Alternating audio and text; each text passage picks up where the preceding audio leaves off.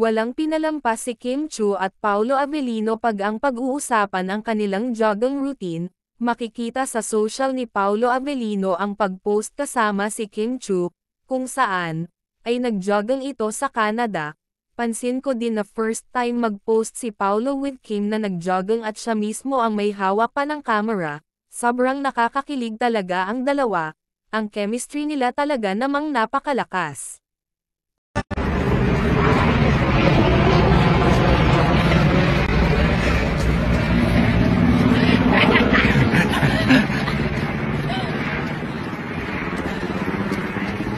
Ang naturang post nga ay nakashare din kay Kimi sa kanyang social media, at kinumpirma din nito na nag-jogging ang dalawa nag-1 oras mahigit, at may distance itong 10 kilometers.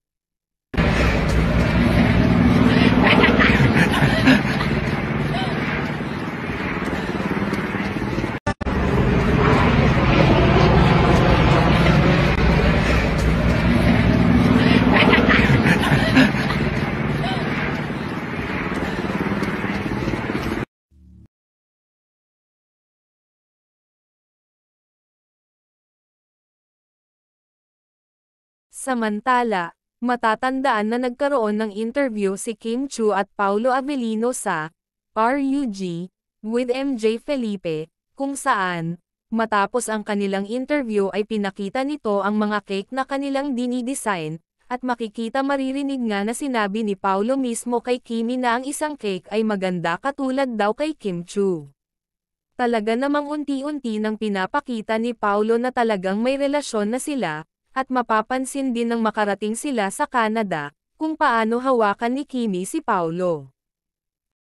In fairness to you. Diba? Ano mo naman, parang, galing mo, so amazing. I'm shocked. What can you say? Sigawan niya. Ganda. May future ako. Parang ikaw. Gusto.